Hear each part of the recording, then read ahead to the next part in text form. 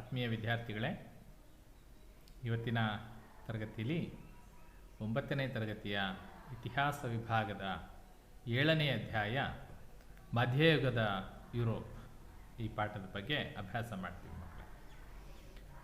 ಮಧ್ಯಯುಗದ Europe ಅಂತ ಬಂದಾಗ ಈ ಪಾಠದಲ್ಲಿ ಪ್ರಮುಖವಾಗಿ ಯಾವ ಕಲಿಕಾಂಶಗಳನ್ನು ಕುರಿತು ಅಭ್ಯಾಸ ಮಾಡ್ತೀವಿ ಅಂತ ನೋಡೋದಾದರೆ ನೋಡಿ, ಈ ಪಾಠದಲ್ಲಿ ಕೆಳಗಿನ ಅಂಶಗಳನ್ನು ತಿಳಿತೀವಿ. ಮಧ್ಯಯುಗದ ಯುರೋಪಿನ ಸ್ಥಿತಿಗತಿಗಳು ಹೇಗಿತ್ತು ಅಂತ ಅಭ್ಯಾಸ ಮಾಡ್ತೀವಿ. ಉಳಿಗಮಾನ್ಯ ವ್ಯವಸ್ಥೆಯ ಅರ್ಥ ಏನು ಉಳಿಗಮಾನ್ಯ ಪದ್ಧತಿ ಅಂದರೆ ಏನು ಅಂತ ಅಭ್ಯಾಸ ಮಾಡ್ತೀವಿ. ಉಳಿಗಮಾನ್ಯ ವ್ಯವಸ್ಥೆಯ ವಿವಿಧ ರೂಪಗಳು ಯಾವುವು ಅಂತ ನೋಡ್ತೀವಿ. ಹಾಗೆ ಉಳಿಗಮಾನ್ಯ ವ್ಯವಸ್ಥೆಯ ಗುಣ ಮತ್ತು ದೋಷಗಳು, ಯಾವುದೇ ವ್ಯವಸ್ಥೆ ಆದರೂ ಗುಣ ಮತ್ತು ದೋಷ ಇದ್ದೇ ಇರುತ್ತೆ. ಉಳಿಗಮಾನ್ಯ ವ್ಯವಸ್ಥೆಯ ಗುಣದೋಷಗಳು ಯಾವುವು ಅಭ್ಯಾಸ ಮಾಡ್ತೀವಿ. ಜೊತೆಗೆ ಉಳಿಗಮಾನ್ಯ ವ್ಯವಸ್ಥೆಯ ಪರಿಣಾಮಗಳೇನಾಯಿತು ಅಂತ ನೋಡ್ತೀವಿ. ಉಳಿಗಮಾನ್ಯ ವ್ಯವಸ್ಥೆ ಹೇಗೆ ಅವನತಿಯನ್ನು ಹೊಂದಿತು ಅಂತ ನೋಡ್ತೀವಿ.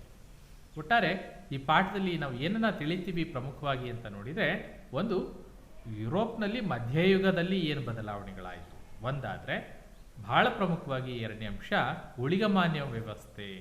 ಈ ಉಳಿಗಮಾನ್ಯ ಪದ್ಧತಿಯ ಕಾರಣಗಳೇನು, ಆ ವ್ಯವಸ್ಥೆ ಹೇಗಿತ್ತು, ಅದರ ಪರಿಣಾಮಗಳು, ಅದ್ರ ಜೊತೆಗೆ ಅದರ ಅವನತಿ, ಇಷ್ಟನ್ನು ಪ್ರಮುಖವಾಗಿ ಈ ಪಾಠದಲ್ಲಿ ನಾವು ಅಭ್ಯಾಸ ಮಾಡ್ತೀವಿ. ಹಾಗಾದರೆ ಶುರು ಮಾಡೋಣ.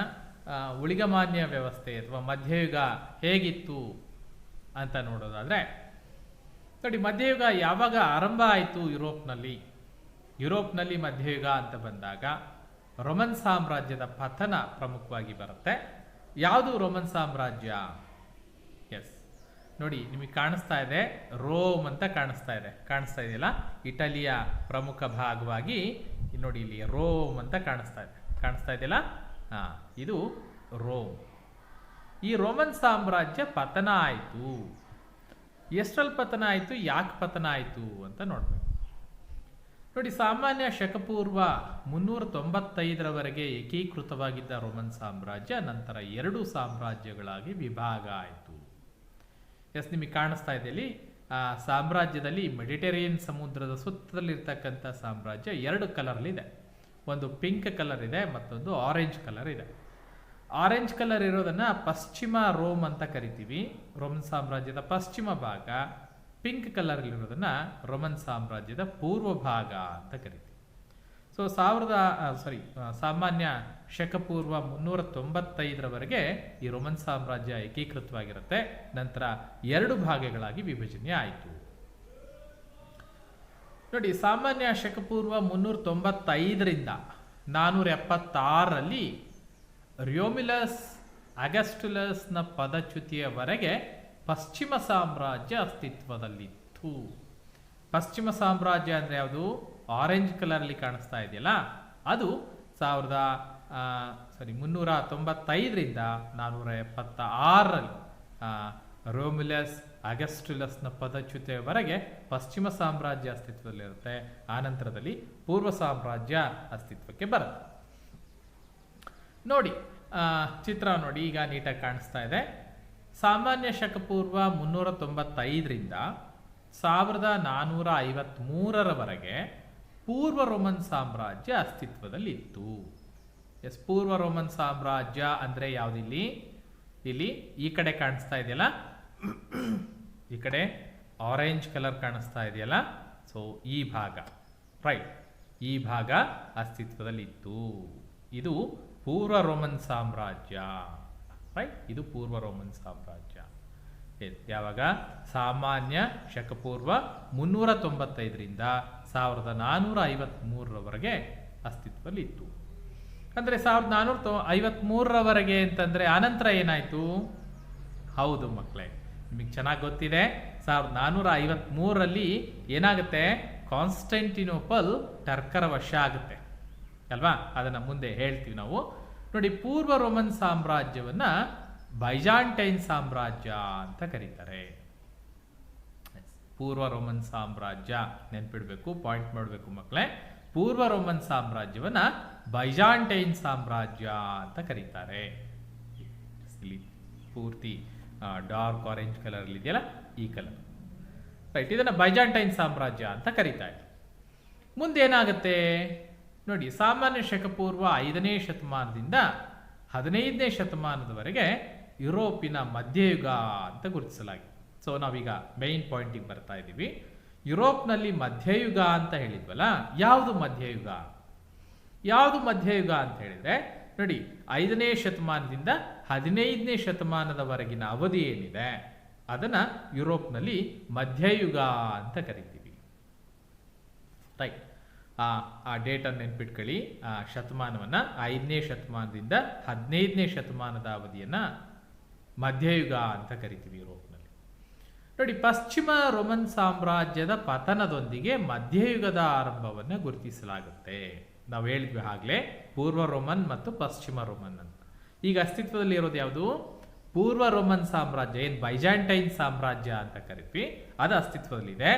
ಅದು ಮಧ್ಯಯುಗದಲ್ಲಿದ್ದಂತಹ ರೋಮನ್ ಸಾಮ್ರಾಜ್ಯ. ಅದು ಯಾವಾಗ ಆರಂಭ ಆಯಿತು ಅಂತ ನೋಡಿದ್ರೆ, ಪಶ್ಚಿಮ ರೋಮನ್ ಸಾಮ್ರಾಜ್ಯ ಯಾವಾಗ ಅಸ್ತಿತ್ವನ ಕಳ್ಕೊಳ್ಳುತ್ತೆ ಆಗ ಪೂರ್ವದ ರೋಮನ್ ಸಾಮ್ರಾಜ್ಯ ಗುರುತಿಸಲಾಗುತ್ತೆ. ಪಶ್ಚಿಮ ರೋಮನ್ ಸಾಮ್ರಾಜ್ಯದ ಪತನದೊಂದಿಗೆ ಮಧ್ಯಯುಗದ ಪ್ರಾರಂಭವನ್ನು ಗುರುತಿಸಲಾಗುತ್ತೆ. ಸಾಮಾನ್ಯವಾಗಿ ಈ ಟರ್ಕರು ಕಾನ್ಸ್ಟಂಟಿನೋಪಲ್ ಅನ್ನ 1453ರಲ್ಲಿ ವಶಪಡಿಸಿಕೊಂಡ ವರ್ಷವನ್ನ ಮಧ್ಯಯುಗದ ಕೊನೆ ಅಂತ ಭಾವಿಸ್ತಾರೆ. ಮಧ್ಯಯುಗದ ಕೊನೆ ಆಗೋದು ಯಾವಾಗ ನೋಡಿ, ನಾ ಮೇಲೆ ಹೇಳಿರಲ್ಲ, 5ರಿಂದ 15ನೇ ಶತಮಾನದವರೆಗೆ. 15ನೇ ಶತಮಾನ ಅಂದ್ರೆ 1453 ಅಂದ್ರೆ ಅದು 15ನೇ ಶತಮಾನ ಮಕ್ಕಳೇ. ಸೊ ಕಾನ್ಸ್ಟಂಟಿನೋಪಲ್ ಟರ್ಕರ ವಶವಾಗೋದ್ರೊಂದಿಗೆ ಯುರೋಪ್ನಲ್ಲಿ ಮಧ್ಯಯುಗ ಕೊನೆ ಆಯಿತು. ಎಲ್ಲಿ ಬಂತು ಕಾನ್ಸ್ಟಂಟಿನೋಪಲ್? ಎಲ್ಲಿ ಬಂತು ನೋಡಿ, ಇಲ್ಲಿದೆ ಕಾನ್ಸ್ಟಂಟಿನೋಪಲ್, ಕಾಣಿಸ್ತಾ ಇದೆಯಲ್ಲ? ನೋಡಿ, ಇದು ಕಾನ್ಸ್ಟಂಟಿನೋಪಲ್, ಕೆಳಗಡೆ ಕಾಣಿಸ್ತಾ ಇದೆಯಲ್ಲ, ಕಾನ್ಸ್ಟಂಟಿನೋಪಲ್ ಅಂತ. ಎಸ್, ಈ ಕಾನ್ಸ್ಟಂಟಿನೋಪಲ್ ಟರ್ಕರ ವಶವಾಗೋದ್ರೊಂದಿಗೆ ಏನಾಯ್ತು? ಮಧ್ಯಯುಗ ಕೊನೆಯ ಆಯಿತು. ಅಂದ್ರೆ ಅಲ್ಲಿಂದ ಮುಂದಕ್ಕೆ ಕಾನ್ಸ್ಟಂಟಿನೋಪಲ್ ಟರ್ಕರ ವಶ ಆದ ನಂತರದಲ್ಲಿ ಯುರೋಪ್ನಲ್ಲಿ ಮಧ್ಯಯುಗ ಕೊನೆ ಆಯಿತು, ಆಧುನಿಕ ಯುಗ ಆರಂಭ ಆಯಿತು. ಒಂದು ಯುಗ ಮುಗಿದು ಮತ್ತೊಂದು ಯುಗ ಆರಂಭ ಆಗುತ್ತೆ ಅಂತಂದ್ರೆ ಅಲ್ಲಿ ಕೆಲವೊಂದಷ್ಟು ಬದಲಾವಣೆಗಳಾಗುತ್ತೆ. ನೋಡೋಣ ಮುಂದೆ ಏನಾಗ್ತಾ ಇದೆ ನೋಡಿ. ಈ ಮಧ್ಯಯುಗ ಅಂತ ಬಂದಾಗ ಏನು ಸುಮಾರು 5ನೇ ಶತಮಾನದಿಂದ 15ನೇ ಶತಮಾನದವರೆಗೆ ಮಧ್ಯಯುಗ ಅಂತ ಏನು ಕರಿದ್ವಿ. ಈ ಮಧ್ಯಯುಗವನ್ನ ಅಂಧಕಾರ ಯುಗ ಅಂತ ಕರಿತಾ ಇದ್ವಿ. ಅಂದ್ರೆ ಇಡೀ ಮಧ್ಯಯುಗವನ್ನ 5ನೇ ಶತಮಾನದಿಂದ 15ನೇ ಶತಮಾನದ ಅವಧಿಯನ್ನ ಮಧ್ಯಯುಗ ಅಂತ ಕರೀತಿದ್ವಿ. ಈ ಇಡೀ ಮಧ್ಯಯುಗವನ್ನ ಅಂಧಕಾರ ಯುಗ ಅಂತ ಕರೀಲಾಗ್ತಾ ಇದೆ. ಆನಂತರ ಏನ್ ಮಾಡಿದ್ರು, ಇಲ್ಲ 5ನೇ ಶತಮಾನದಿಂದ 15ನೇ ಶತಮಾನದವರೆಗೂ ಅಂಧಕಾರ ಯುಗ ಇರಲಿಲ್ಲ. ಅದನ್ನ ಏನ್ ಮಾಡಿದ್ರು ಅಂದ್ರೆ ಮಧ್ಯಯುಗನ 3 ಭಾಗ ಮಾಡ್ತಾರೆ. ಮಧ್ಯಯುಗನ ಎಷ್ಟು ಭಾಗ ಮಾಡ್ತಾರೆ? 3 ಭಾಗ ಮಾಡ್ತಾರೆ. ಯಾವ್ದ್ಯಾವುದು ನೋಡಿ, ಮಧ್ಯಯುಗವನ್ನ ಆರಂಭಿಕ, ಮಧ್ಯ ಮತ್ತು ಕೊನೆಯ ಕಾಲಘಟ್ಟಗಳೆಂದು 3 ವಿಭಾಗಗಳಾಗಿ ಮಾಡ್ತಾರೆ. ಅಂದ್ರೆ ಮಧ್ಯಯುಗದ ಆರಂಭಿಕ ಕಾಲ, ಮಧ್ಯಯುಗದ ಮಧ್ಯಕಾಲ, ಮಧ್ಯಯುಗದ ಕೊನೆಯ ಕಾಲ ಅಂತ 3 ಭಾಗ ಮಾಡ್ತಾರೆ. ಆ 3 ಭಾಗ ಮಾಡಿದ ನಂತರ ಆ ಮಧ್ಯಯುಗದ ಆರಂಭದ ಕಾಲಘಟ್ಟ ಏನಿತ್ತು, ಆ ಆರಂಭಿಕ ಕಾಲಘಟ್ಟವನ್ನು ಮಾತ್ರ ಅಂಧಕಾರ ಯುಗ ಅಂತ ಕರೀತಾರೆ. ಯುರೋಪ್ನಲ್ಲಿ ಅಂಧಕಾರ ಯುಗ ಯಾವಾಗ ಕಂಡು ಬಂತು ಅಂದ್ರೆ ಮಧ್ಯಯುಗದ ಆರಂಭದ ಕಾಲವನ್ನ, ಮಧ್ಯಯುಗದ ಆರಂಭದ ಕಾಲ ಅಂದ್ರೆ ಮಧ್ಯಯುಗನ 3 ಭಾಗ ಮಾಡ್ತೀವಲ್ಲ, ಅದರಲ್ಲಿ ಆರಂಭದ ಕಾಲಘಟ್ಟವನ್ನ, ಮಧ್ಯಯುಗದ ಆರಂಭದ ಕಾಲಘಟ್ಟವನ್ನ ಅಂಧಕಾರ ಯುಗ ಅಂತ ಕರೀತಾರೆ.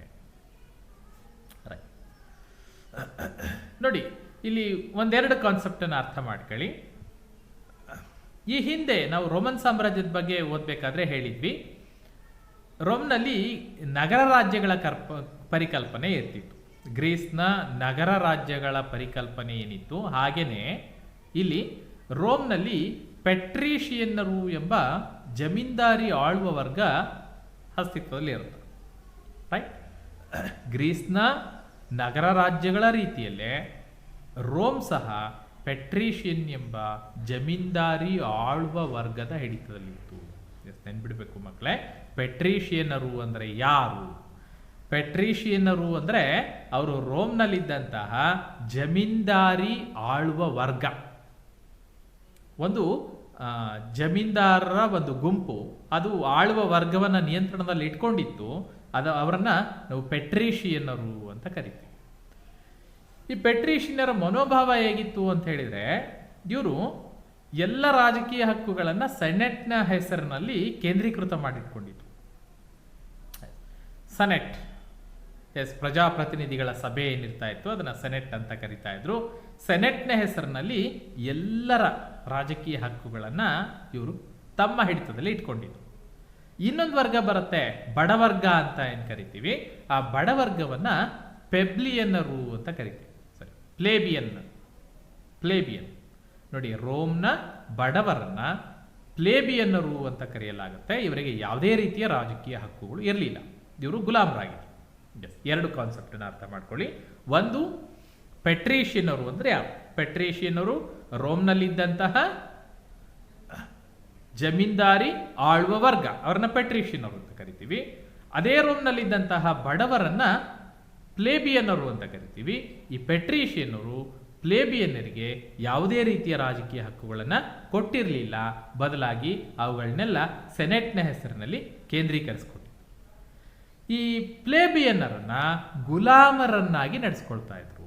ಅವರಿಗೆ ಯಾವುದೇ ರೀತಿಯ ಹಕ್ಕುಗಳಿಲ್ಲ, ಅವರು ಜಮೀನ್ದಾರರ ಗುಲಾಮರಾಗಿದ್ದುಕೊಂಡು ಸೇವೆ ಸಲ್ಲಿಸಬೇಕಾಗಿತ್ತು. ನೋಡಿ, ಈ ಗುಲಾಮಗಿರಿಯ ಹೆಸರಿನಲ್ಲಿ ಆಳುವ ಗುಲಾಮರ ಒಡೆಯರೇನಿದ್ರಲ್ಲ, ಗುಲಾಮರ ಒಡೆಯ, ಇವರು ಗುಲಾಮರನ್ನ ತಮ್ಮ ಖಾಸಗಿ ಆಸ್ತಿಯನ್ನಾಗಿ ಮಾಡಿಕೊಂಡಿದ್ರು. ಅಂದ್ರೆ ಪ್ರತಿಯೊಬ್ಬ ಪೆಟ್ರೀಷಿಯನ್ನರೇನಿದ್ರು ಇವರು ಪ್ಲೇಬಿಯನ್ನರ ಗುಲಾಮರನ್ನಾಗಿ ಮಾಡ್ಕೊಂಡಿದ್ರಲ್ಲ, ಇವರು ಆ ಗುಲಾಮರು ಇವರ ಖಾಸಗಿ ಆಸ್ತಿಯಾಗಿದ್ರು, ಪ್ರಾಪರ್ಟಿ. ಎಷ್ಟು ಜನ ಗುಲಾಮರು ಇದ್ದಾರೆ ಅನ್ನೋದ್ರ ಮೇಲೆ ನನ್ನ ಆಸ್ತಿ ಎಷ್ಟು ಅಂತ ಮೆನ್ಷನ್ ಆಗ್ತಾ ಇತ್ತು. ಅಂದ್ರೆ ಅವತ್ತಿನ ಸಂದರ್ಭದಲ್ಲಿ ಆ ಗುಲಾಮರಿಗೆ ಅಂದ್ರೆ ಪ್ಲೇಬಿಯನ್ನರಿಗೆ, ಬಡವರ್ಗದವರಿಗೆ ಯಾವುದೇ ರೀತಿಯ ರಾಜಕೀಯ ಹಕ್ಕುಗಳಿರಲಿಲ್ಲ, ಸ್ವತಂತ್ರ ಇರಲಿಲ್ಲ. ಅವರನ್ನ ಗುಲಾಮರ ರೀತಿಯಲ್ಲಿ ಈ ಪೆಟ್ರೀಷಿಯನ್ನರು ನಡೆಸ್ಕೊಳ್ತಾ ಇದ್ರು. ನೋಡಿ, ಈ ಚಿತ್ರದಲ್ಲಿ ನೋಡ್ತಾ ಇದ್ದೀರಾ, ಗುಲಾಮರು ಏನ್ ಮಾಡ್ತಾ ಇದ್ರು ಅಂದ್ರೆ ಪೆಟ್ರೀಷಿಯನ್ನರು ಏನ್ ಕೆಲಸ ಹೇಳಿರ್ತಿದ್ರು ಆ ಕೆಲಸವನ್ನ ಮಾಡಬೇಕಾಗಿತ್ತು. ಅಂದ್ರೆ ಗುಲಾಮರ ಶ್ರಮವನ್ನ ದೋಚ್ತಾ ಇದ್ರು. ಯಾರು ದೋಚ್ತಾ ಇದ್ರು? ಒಡೆಯರು, ಧಣಿಗಳು ಅಂತ ಏನ್ ಕರೆಸ್ಕೊಳ್ತಾ ಇದ್ರು, ಜಮೀನ್ದಾರರು. ಪೆಟ್ರೀಷಿಯನ್ನರು ಏನಿದ್ರು ಇವರು ಗುಲಾಮರ ಶ್ರಮವನ್ನ ದೋಚ್ತಾ ಇದ್ರು. ಪ್ರತಿ ಗುಲಾಮನೂ ಸಹ ಒಬ್ಬ ನಿರ್ದಿಷ್ಟ ಒಡೆಯನ ಆಸ್ತಿಯಾಗಿರ್ತಿದ್ದ. ಗುಲಾಮರನ್ನ ಆಸ್ತಿ ಅಂತ ಕನ್ಸಿಡರ್ ಮಾಡ್ತಾ ಇದ್ರು. ಎಷ್ಟು ಜನ ಗುಲಾಮರಿದ್ದಾರೆ ಅನ್ನೋದ್ರ ಮೇಲೆ ಇವನು ಎಷ್ಟು ಆಸ್ತಿ, ನನ್ನ ಹತ್ರ 5 ಜನ ಗುಲಾಮರಿದ್ದಾರೆ, ಅವನ ಹತ್ರ 10 ಜನ ಗುಲಾಮರಿದ್ದಾರೆ ಅಂತ ಹೇಳಿದ್ರೆ ಅವನು ನನಗಿಂತ ಆಸ್ತಿಯಲ್ಲಿ ದೊಡ್ಡವನು ಅಂತ. ಪ್ರತಿಯೊಬ್ಬ ಗುಲಾಮನು ಒಬ್ಬ ನಿರ್ದಿಷ್ಟ ಒಡೆಯನ ಆಸ್ತಿಯಾಗಿರ್ತಾ ಇದ್ದ. ಸೊ ಇದು ಮಧ್ಯಕಾಲದ ಯುಗದಲ್ಲಿ, ಅಂಧಕಾರ ಯುಗ ಅಂತ ಏನು ಕರಿತೀವಿ, ಮಧ್ಯಯುಗದಲ್ಲಿ ಅಲ್ಲಿ ಕಂಡು ಬಂದಂತಹ ಪರಿಸ್ಥಿತಿ. ನೋಡಿ, ಗುಲಾಮರ ಕೆಲಸ ಹೇಗಿರ್ತಿತ್ತು ಅಂತ ಹೇಳಿದ್ರೆ ಅತ್ಯಂತ ನಿಕೃಷ್ಟವಾಗಿರ್ತಿತ್ತು. ಯಾಕೆಂದ್ರೆ ಚಾಟಿಯ ಭೀತಿಯಲ್ಲೇ ಕೆಲಸ ಮಾಡಬೇಕಾಗಿತ್ತು, ಭಯದಲ್ಲೇ. ಯಾವಾಗ ತಾನು ಹಸಿವೆ ಅನ್ನಂಗಿಲ್ಲ, ನೀರಡಿಕೆ ಅನ್ನಂಗಿಲ್ಲ, ಆಯಾಸ ಅನ್ನಂಗಿಲ್ಲ, ಸದಾಕಾಲ ಕೆಲಸ ಮಾಡ್ತಾನೆ ಇರಬೇಕು. ಮೈ ಮರ್ತ ಅಂತ ಹೇಳಿದ್ರೆ ಚಾಟಿ ಹೇಟ್ ಬೀಳ್ತಾ ಇತ್ತು. ಹಾಗಾಗಿ ಗುಲಾಮರ ಸ್ಥಿತಿ ಅತ್ಯಂತ ನಿಕೃಷ್ಟವಾದಂತಹ ಜೀವನವನ್ನ ಗುಲಾಮರು ನಡೆಸಬೇಕಾಗಿತ್ತು. ಚಾಟಿಯ ಭೀತಿಯಲ್ಲೇ ಕೆಲಸ ಮಾಡಬೇಕಿತ್ತು ಅವರು.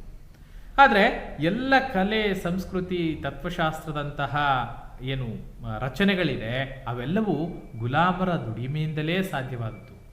ಯಾಕೆಂದ್ರೆ ಗುಲಾಮರು ದುಡಿತಾ ಇದ್ರು, ಒಡೆಯರು, ಗುಲಾಮರ ಒಡೆಯರಿದ್ರಲ್ಲ ಅವರು ಬಿಡುವಿನಲ್ಲಿದ್ದರು.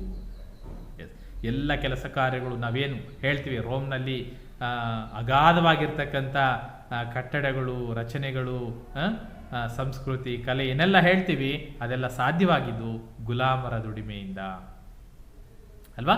ಅಲ್ಟಿಮೇಟ್ ಅದಕ್ಕೆ ಕಾರಣ ಯಾರಪ್ಪ ಅಂತ ಹೇಳಿದ್ರೆ ಗುಲಾಮರಾಗಿರ್ತಾ ಇದ್ರು. ಯಾಕೆಂದ್ರೆ ಗುಲಾಮರು ಜಮೀನ್ದಾರರ ಸೇವಕರಾಗಿದ್ರು, ಅವ್ರು ಹೇಳಿದ ಎಲ್ಲ ಕೆಲಸಗಳನ್ನ ಮಾಡ್ತಾ ಇದ್ರು. ಇನ್ನ ಅಂಧಕಾರ ಯುಗ ಅಂತ ಬಂದಾಗ, ಯಾವಾಗ ಅಂಧಕಾರ ಯುಗ ಅಂತ ಬಂತು, ಯಾವುದನ್ನ ಅಂಧಕಾರ ಯುಗ ಅಂತ ಕರಿತೀವಿ? ನೋಡಿ, ರೋಮನ್ ಸಾಮ್ರಾಜ್ಯದ ಪತನಾನಂತರದಲ್ಲಿ ಯುರೋಪ್ನಲ್ಲಿ ಮಧ್ಯಯುಗ ಆರಂಭ ಆಯಿತು. ನಾವೀಗಾಗಲೇ ಹೇಳಿದ್ದೀವಿ ಅದನ್ನು ಅಲ್ವಾ. ರೋಮ್ ಸಾಮ್ರಾಜ್ಯದ ಪತನಾನಂತರದಲ್ಲಿ ಯುರೋಪ್ನಲ್ಲಿ ಮಧ್ಯಯುಗ ಆರಂಭ ಆಯಿತು. ಎಷ್ಟು? 375 ಅಂತ ಹೇಳ್ತೀವಿ. ಸೊ ಈ ರೋಮ್ ಸಾಮ್ರಾಜ್ಯದ ಪತನಾನಂತರದಲ್ಲಿ ಮಧ್ಯಯುಗ ಏನು ಆರಂಭ ಆಗುತ್ತೆ, ಆಗ ಸುಮಾರು 1,000 ವರ್ಷಗಳ ಕಾಲ ಎಲ್ಲಿ ಗ್ರೀಸ್ ರೋಮ್ನಲ್ಲಿ ಸತ್ವಯುತ ಸಾಧನೆಯ ನಂತರ, ಸತ್ವಯುತ ಸಾಧನೆಗಳ ನಂತರ 1,000 ವರ್ಷ ಯುರೋಪಿನ ಇತಿಹಾಸದಲ್ಲಿ ಸಾಂಸ್ಕೃತಿಕ ಬರಡುತನ ಕಂಡುಬರುತ್ತೆ. ಆ ಬರಡುತನವನ್ನು ನಾವು ಅಂಧಕಾರ ಯುಗ ಅಂತ ಕರಿತೀವಿ. ಅಂಧಕಾರ ಯುಗ ಎಂದರೇನು ಪ್ರಶ್ನೆ ಕೇಳ್ಬೋದು ಮಕ್ಕಳೇ. ಸೊ ಅಂಧಕಾರ ಯುಗ ಎಂದರೇನು ಅಂತ ಪ್ರಶ್ನೆ ಕೇಳಿದರೆ ನೀವೇನು ಬರೀಬೇಕು? ಗ್ರೀಸ್ ರೋಮ್ಗಳ ಸತ್ವಯುತ ಸಾಂಸ್ಕೃತಿಕ ಸಾಧನೆಯ ನಂತರ ಸುಮಾರು 1,000 ವರ್ಷಗಳ ಕಾಲ ಯುರೋಪಿನ ಸಾಂಸ್ಕೃತಿಕ ಇತಿಹಾಸದಲ್ಲಿ, ಐರೋಪ್ಯ ಇತಿಹಾಸದಲ್ಲಿ ಸಾಂಸ್ಕೃತಿಕ ಬರಡುತನ ಕಂಡುಬರುತ್ತೆ. ಆ ಬರಡುತನವನ್ನು ನಾವು ಅಂಧಕಾರ ಯುಗ ಅಂತ ಕರಿತೀವಿ. ಸೊ ಇದು ಜಗತ್ತಿನ ಇತಿಹಾಸದಲ್ಲೇ ಒಂದು ಸ್ಥಿತ್ಯಂತರ ಕಾಲ ಅಂತ ಹೇಳ್ತಾರೆ. ಸೊ ಭಾಳ ಮುಖ್ಯ ಮಕ್ಕಳೇ, ಬಹಳ ಪ್ರಮುಖವಾಗಿರ್ತಕ್ಕಂಥ ಪ್ರಶ್ನೆ. ಯುರೋಪ್ನಲ್ಲಿ ಮಧ್ಯಯುಗ ಮತ್ತು ಯುರೋಪ್ನಲ್ಲಿ ಅಂಧಕಾರ ಯುಗ. ಸೊ ಯುರೋಪ್ನಲ್ಲಿ ಅಂಧಕಾರ ಯುಗ ಅಂತಂದರೆ ನಾವು ನೆನ್ಪಿಟ್ಕೊಳ್ಬೇಕು, ಯುರೋಪ್ನಲ್ಲಿ ರೋಮನ್ ಸಾಮ್ರಾಜ್ಯ ನಾಶ ಆದಮೇಲೆ ಮಧ್ಯಯುಗ ಆರಂಭ ಆಯಿತು. ಆ ಮಧ್ಯಯುಗದಲ್ಲಿ 1,000 ವರ್ಷಗಳ ಕಾಲ ಸಾಂಸ್ಕೃತಿಕ ಬರಡುತನ ಕಂಡುಬಂತು. ಅದನ್ನು ಮಧ್ಯಯುಗ ಅಂತ ಕರಿತೀವಿ. ಆ ಮಧ್ಯಯುಗ ಅದನ್ನು ಅಂಧಕಾರ ಯುಗ ಅಂತ ಕರಿತೀವಿ. ಆ ಅಂಧಕಾರ ಯುಗ, ಆ ಮಧ್ಯಯುಗ, ಅಂಧಕಾರ ಯುಗ ಯಾವಾಗ? ಯುರೋಪಿನ ಮಧ್ಯಯುಗದ ಆರಂಭದ ಭಾಗ. 3 ಭಾಗ ಮಾಡ್ಕೊಂಡಿದ್ವಲ್ಲ ಆಗಲೇ, ಆರಂಭದ ಭಾಗ. ರೈಟ್.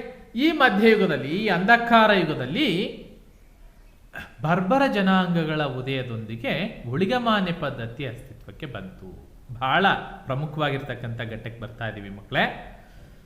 ಮಧ್ಯಯುಗದಲ್ಲಿ ಏನು ಅಂಧಕಾರ ಯುಗ ಅಂತ ಕಂಡು ಬಂತು, ಅಲ್ಲಿ ಸಾಂಸ್ಕೃತಿಕ ಬರಡುತನ ಇತ್ತು ನೋಡಿ. ಆ ಕಾರಣದಿಂದಾಗಿ ಏನಾಗುತ್ತೆ, ಬರ್ಬರ ಜನಾಂಗಗಳು ನೋಡಿ, ಚಿತ್ರ ನೋಡಿದರೆ ನಿಮ್ಗೆ ಗೊತ್ತಾಗುತ್ತೆ ಬರ್ಬರ ಜನಾಂಗಗಳ ಅಸ್ತಿತ್ವ ಹೇಗಿತ್ತು ಅಂತ.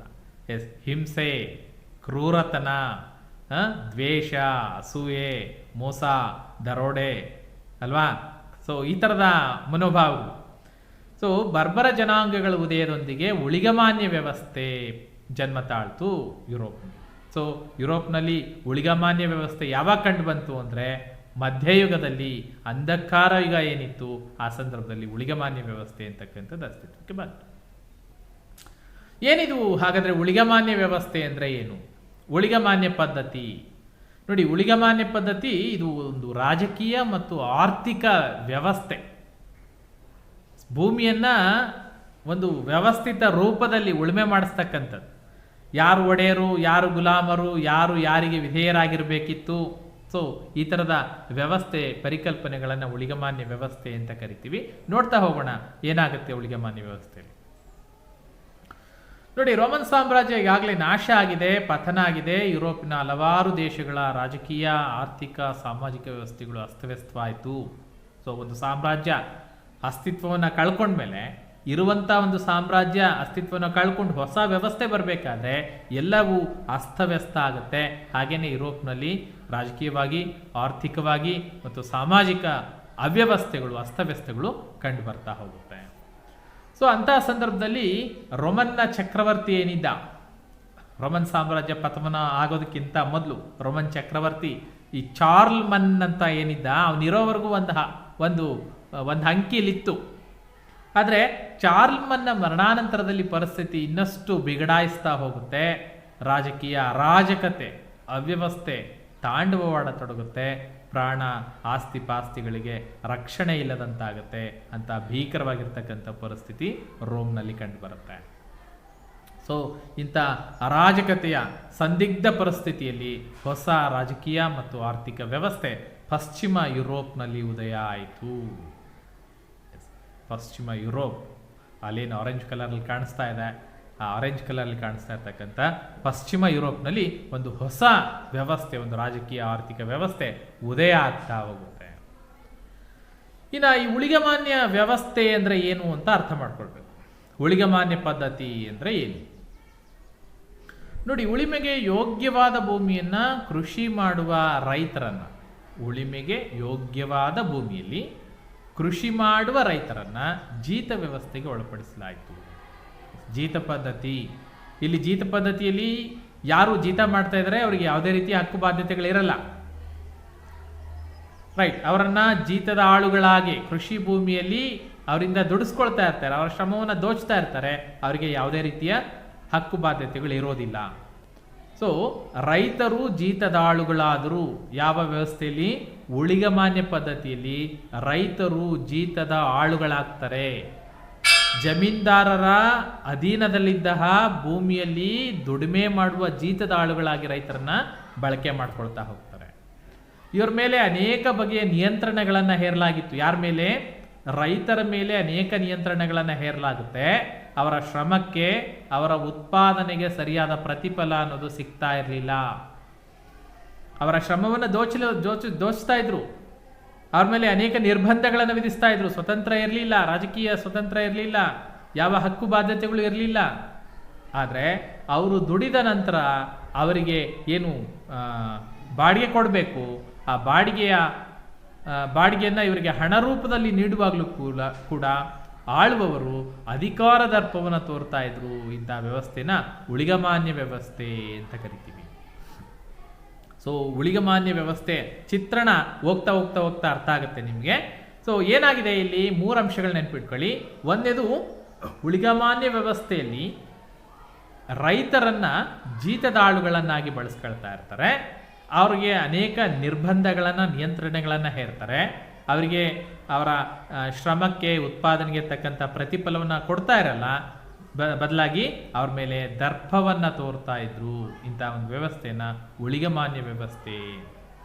ರೈತರು ಜಮೀನ್ದಾರರ ಭೂಮಿಯಲ್ಲಿ ಉಚಿತವಾಗಿ ಬಿಟ್ಟಿಯಾಗಿ ದುಡಿಬೇಕಾಗಿರ್ತಾ ಇತ್ತು. ಯಾವಾಗ ಜಮೀನ್ದಾರ ಅವನ ಜಮೀನಲ್ಲಿ ಕೃಷಿ ಕಾರ್ಯಕ್ಕೆ ಕರೀತಾನೋ ಆಗ ಹೋಗಿ ಅವನು ಹೇಳಿದ ಕೆಲಸಗಳನ್ನು ಮಾಡಬೇಕಾಗಿತ್ತು. ಅಂತ ವ್ಯವಸ್ಥೆನ ಊಳಿಗಮಾನ್ಯ ವ್ಯವಸ್ಥೆ ಅಂತ ಕರಿತೀವಿ. ನೋಡಿ, ಊಳಿಗಮಾನ್ಯ ವ್ಯವಸ್ಥೆಗಳು ಅರ್ಥ ಆಗ್ತಾ ಹೋಗುತ್ತೆ ನಿಮಗೆ. ಊಳಿಗಮಾನ್ಯ ವ್ಯವಸ್ಥೆ ರಾಜಕೀಯ ಹಾಗೂ ಆರ್ಥಿಕ ತಳಹದಿಯಲ್ಲಿ ರೂಪಿತವಾದ ಭೂಮಿಯ ಒಡೆತನದ ವ್ಯವಸ್ಥೆ. ನಾವಾಗಲೇ ಹೇಳಿದ್ವಿ ನಿಮಗೆ.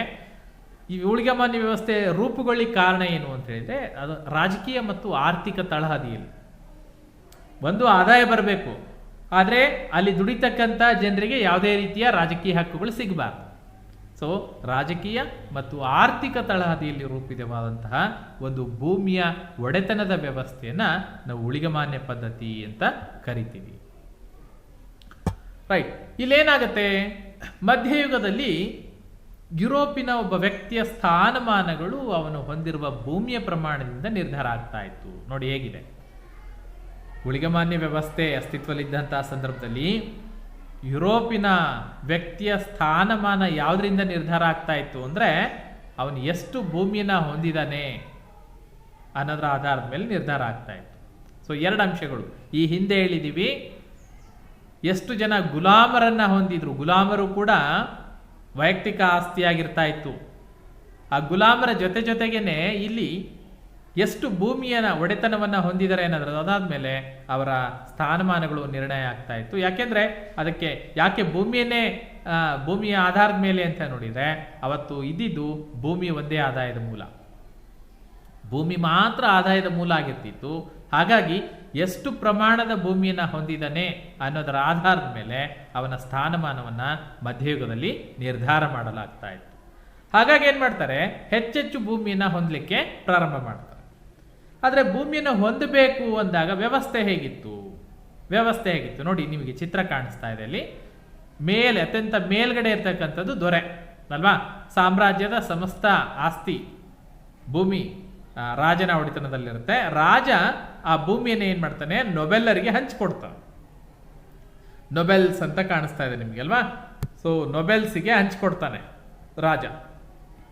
ರೈಟ್, ಈ ನೊಬೆಲ್ಸ್ಗಳು ಏನಿದ್ರು ಇಲ್ಲಿ ಕಾಣಿಸ್ತಾ ಇದ್ರಲ್ಲ, ಎಸ್, ರಾಜನಿಂದ ನೊಬೆಲ್ಸ್ಗೆ ಭೂಮಿ ಬರ್ತಾ ಇತ್ತು. ಈ ನೊಬೆಲ್ಸ್ ಏನ್ ಮಾಡ್ತಾ ಇದ್ರು, ಆ ಭೂಮಿಯನ್ನ ತಮ್ಮ ಕೈ ಕೆಳಗಿರ್ತಕ್ಕಂಥ ದಣಿಗಳು, ಜಮೀನ್ದಾರರು ಅಂತ ಏನ್ ಕರೀತಾ ಇದ್ರು, ರಕ್ಷಣೆ ಕಾರ್ಯವನ್ನ ಮಾಡ್ತಾ ಇದ್ದವರು, ಇವರಿಗೆ ವಹಿಸ್ಕೊಡ್ತಾ ಇದ್ರು. ಇವ್ರೇನ್ ಮಾಡ್ತಾ ಇದ್ರು, ಆ ಭೂಮಿಯನ್ನ ಕೆಳವರ್ಗದಲ್ಲಿ ಜೀತದಾಳುಗಳು ಅಂತ ಏನ್ ಕರೀತಾ ಇದ್ರು, ಸೊ ರೈತರಿಗೆ ಆ ಭೂಮಿಯನ್ನ ವಹಿಸ್ಕೊಡ್ತಾ ಇದ್ರು. ಸೊ ಇದು ವ್ಯವಸ್ಥೆ ಹೇಗಿತ್ತು. ಏನಾಗಿದೆ, ಸಹಜವಾಗಿ ರಾಜ ತನ್ನ ವ್ಯಾಪ್ತಿಗೆ ಬರುವ ಭೂಮಿಯ ಒಡೆಯನಾಗಿದ್ದ, ತನ್ನ ಸಾಮ್ರಾಜ್ಯದಲ್ಲಿ ಭೂಮಿಯ ಒಡೆಯ ರಾಜ ಆಗಿದ್ದ. ಈ ರಾಜ ಏನ್ ಮಾಡ್ತಾ ಇದ್ದ, ಭೂಮಿಯನ್ನ ನೊಬೆಲ್ಲರಿಗೆ ಹಂಚ್ತಾ ಇದ್ದ. ನೊಬೆಲ್ಲರು ಕೆಳ ಹಂತದ ವ್ಯಕ್ತಿಗಳಿಗೆ ಭೂಮಿಯನ್ನು ಹಂಚ್ತಾ ಇದ್ದ. ರೈಟ್, ನಾನೊಬ್ಬ ರಾಜ, ನಾನು ನನ್ನ ಕೈ ಕೆಳಗೆ ಇರ್ತಕ್ಕಂಥ ನೊಬೆಲ್ಲರಿಗೆ ಭೂಮಿಯನ್ನು ಹಂಚ್ತಾ ಇದ್ದೆ. ನೊಬೆಲ್ಲರು ಅವರ ಕೆಳಗೆ ಇರ್ತಕ್ಕಂಥ ಜನರಿಗೆ ಭೂಮಿಯನ್ನು ಹಂಚ್ತಾ ಇದ್ರು. ಆದರೆ ಅದರಲ್ಲಿ ಕಟ್ಟ ಕಡೆಯಲ್ಲಿ ಬರ್ತಕ್ಕಂಥದ್ದು ಯಾರು, ರೈತರು. ರೈತರು ಆ ಭೂಮಿಯಲ್ಲಿ ಕೆಲಸ ಮಾಡಬೇಕಾಗಿತ್ತು. ಒಟ್ಟಾರೆ ಹೇಳೋದಾದ್ರೆ ಊಳಿಗಮಾನ್ಯ ಪದ್ಧತಿ ನಿರ್ದಿಷ್ಟ ಸೇವೆಗಳನ್ನು ಹೊಂದುವ ಸಲುವಾಗಿ ಹುಟ್ಟಿಕೊಂಡಂತ ಒಂದು ವ್ಯವಸ್ಥೆ. ಎಲ್ರಿಗೂ ಊಟಕ್ಕೆ ಆಹಾರ ಧಾನ್ಯಗಳು ಬೇಕಲ್ವಾ? ಆಹಾರ ಧಾನ್ಯಗಳನ್ನ ಕಟ್ಟ ಕಡೆಯದಾಗಿ ಬೆಳೀತಾ ಇದ್ದಿದ್ಯಾರು, ರೈತರು. ರೈತರಿಗೆ ಜಮೀನಿನ ಒಡೆತನದ ಹಕ್ಕಿರಲಿಲ್ಲ, ಆದರೆ ಅವರು ಅದರಲ್ಲಿ ದುಡಿತಾ ಇದ್ರು. ರೈತರ ದುಡಿಮೆಗೆ ಪ್ರತಿಯಾಗಿ ಈ ಜಮೀನ್ದಾರರು ಏನ್ ಮಾಡ್ತಾ ಇದ್ರು, ಅವರಿಗೆ ರಕ್ಷಣೆ ಕೊಡ್ತಕ್ಕಂಥ ಹೊಣೆಯನ್ನ ಹೊತ್ತಿದ್ರು. ಹಾಗಾಗಿ ಏನು ಊಳಿಗಮಾನ್ಯ ಪದ್ಧತಿ ನಿರ್ದಿಷ್ಟ ಸೇವೆಗಳನ್ನ ಹೊಂದುವ ಹಿನ್ನೆಲೆಯಲ್ಲಿ ಪರಸ್ಪರ ಒಂದು ರೀತಿ ಕೊಟ್ಟು ತೆಗೆದುಕೊಳ್ತಕ್ಕಂಥ ವ್ಯವಸ್ಥೆ ಊಳಿಗಮಾನ್ಯ ವ್ಯವಸ್ಥೆಯಲ್ಲಿ ಅಸ್ತಿತ್ವದಲ್ಲಿ ಇತ್ತು. ನೋಡಿ, ಊಳಿಗಮಾನ್ಯ ಪದ್ಧತಿಯು ಬಲಿಷ್ಠ ಮತ್ತು ಅಶಕ್ತರ ನಡುವೆ ಇದ್ದಂತಹ ಒಂದು ಒಪ್ಪಂದ. ಯಾರಿಲ್ಲಿ ಬಲಿಷ್ಠರು ಯಾರು, ಅಶಕ್ತರು ಯಾರು? ದೊರೆ, ನೊಬೆಲ್ಲರು ಮತ್ತು